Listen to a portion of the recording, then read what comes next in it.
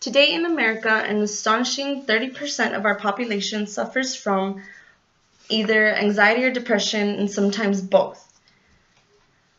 In an article named Unpredictability and Symptoms of Depression and Anxiety, which I found in the STC sources under library, or in the library tab, they found that 1/4 of college students suffer from some type of mental health issues. Half of this 1/4 is some type of mood issue, including depression, and the other half was anxiety and stresses. In the Huffington Post online, they made a study on how doctors treat or diagnose these mental issues, and they found that doctors tend to prioritize physical health over mental. And it might not necessarily be something they do on purpose, but it's something that happens. Patients that were found to have the diagnosis of depression tend to not get checkups, as opposed to patients with some type of physical, such as asthma, diabetes. They get regular checkups when somebody with depression doesn't. And in my opinion, this is a problem because depression and anxiety aren't something to just be taken lightly, because sometimes it could lead to people committing suicide, and this is not something that us as a community should want. So this is why I am bringing up this subject of anxiety and depression, just to create awareness and really spread knowledge. Another point that they found in this article was that a big problem or a big reason why people get wrong treatment or misdiagnosed or don't get a diagnosis of either of some kind of mental issue is that they lack health insurance. And I mean, this is a problem because regular people like me, tend to go to just day-to-day doctors that are meant to really see you for the typical sickness. And this kind of doctor might not know the diagnosis or how to diagnose depression or anxiety or any type of mental health issue, and don't have proper treatment. So I'm going to talk to you guys about symptoms just so you could be aware, and in case you ever see or you yourself feel this, might want to go to a specialist instead of just a regular doctor.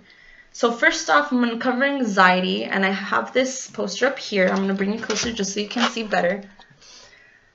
I have muscle tension, on edge feeling, worry, headaches, also I didn't put on there, but chest pains, and breathlessness. I personally know some people that suffer from anxiety and or stress, which is kind of hand in hand with anxiety. My boyfriend had really bad anxiety to the point where he would get panic attacks sometimes, and overthinking the situation would make him first start off with a really bad headache and feel this claustrophobic feeling, real chest tightness, like he felt like real anxious inside. And a common thing that I found in studies and articles through research was worry, and he got that a lot too. He just was worried of another panic attack, worried of life, of uncontrollable things. But yeah, that's mostly what I found for anxiety. And then depression, which I have on this side, I'm bringing closer for that, was sadness, feeling empty, loss of interest in hobbies and or activities that you do on a day-to-day, weight loss and gain, and of course, last but not least, suicidal thoughts. For weight loss and weight gain, it's lack of appetite and or overeating.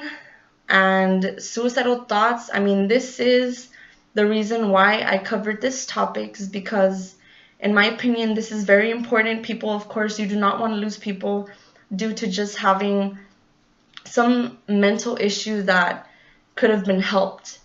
And I personally have as well somebody that suffers from some sort of depression. It's my little cousin, and not until recently we found out that she had suicidal thoughts. and we didn't know, so how are we going to help? You know, this is why I chose to talk about this and spread some sort of awareness. Ways to treat it, first and foremost, of course, you have to have the proper diagnosis. So I would recommend see a specialist. And of course, they have solutions to any kind of issue you might have, any mental health issue. Some things or some ways that I found to treat this would be through therapies. They have psychotherapy, interpersonal, cognitive behavior, and problem solving, which some of these trigger the exact or pinpoint the exact problem to your thoughts and help you recreate these thoughts in a more personal and more recreational environment. They help you as well with anxiety, putting you out there in groups to where you may be anxious and scared to talk to other people. They help you break out of that shell and help you better yourself. Other ways to help with these two or any kind of mental health would be, of course, to talk to a family or friend first.